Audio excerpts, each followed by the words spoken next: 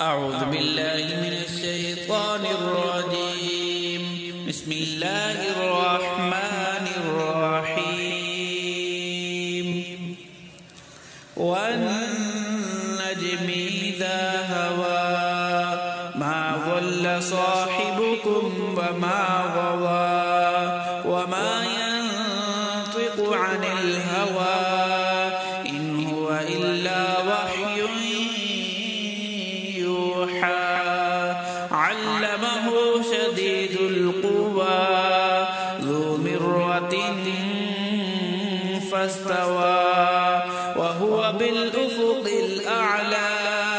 ثم دنا فتدلى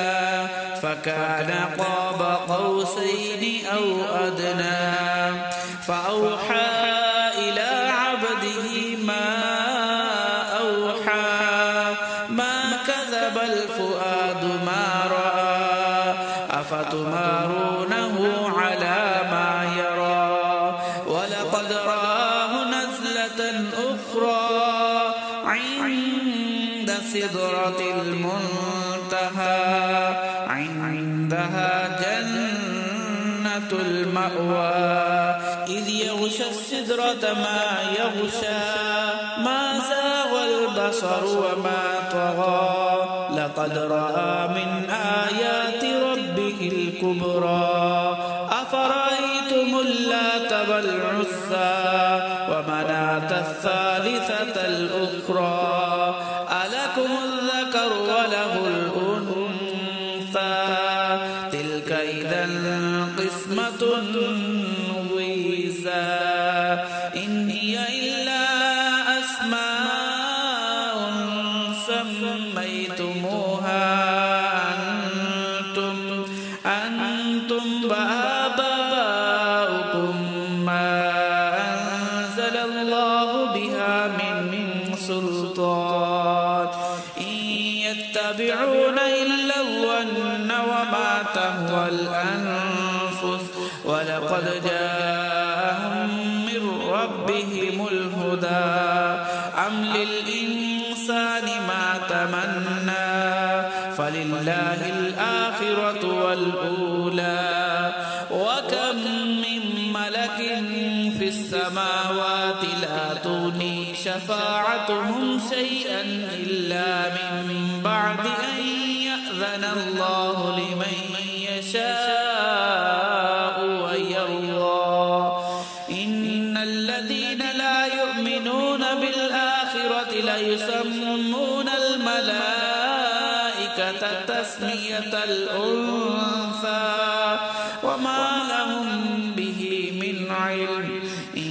يتبعون إلا الظن وإن الظن لا يغني من الحق شيئا فأعرض عمن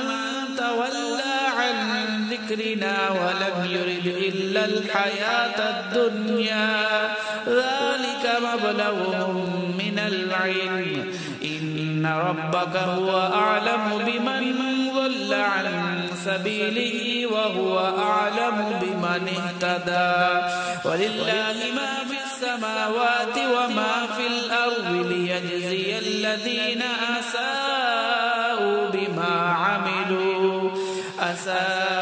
بما عملوا ويجزي الذين أحسنوا بالحسنى الذين يجتنبون كبائر الإثم والفواحش إلا اللمم إن ربك واسع المغفرة هو أعلم بكم إذ أنشأكم من الأرض وإذ أنتم أجنة في بطون أمهاتكم فلا تزكوا أنفسكم هو أعلم بمن اتقى أفرأيت الذي تولى وأعطى قليلا وأكدى أعنده علم الغيب فهو يرى أم لم ينبأ بما في صحف موسى وإبراهيم الذي وفى ألا تزر وازرة وزر أخرى وأن ليس ليس للإنسان إلا ما سعى وأن سعيه سوف يرى ثم يجزاه الجزاء الأوفى وأن إلى ربك المنتهى وأنه هو أضحك وأبكى وأنه هو أمات وأحيا وأنه خلق الزوجين الذكر والأنثى من نطفة إذا تمنى وأن عليه النشأة الأخرى وأنه هو أغنى وأقنى وأنه هو رب الشعرى وأنه أهلك عادا الأولى وثمود فما أبقى وقوم نوح من قبل إنهم كانوا هم أظلم وأطغى والمؤتفكة أهوى فغشاها ما غشا فبأي آلاء ربك تتمارى هذا نذير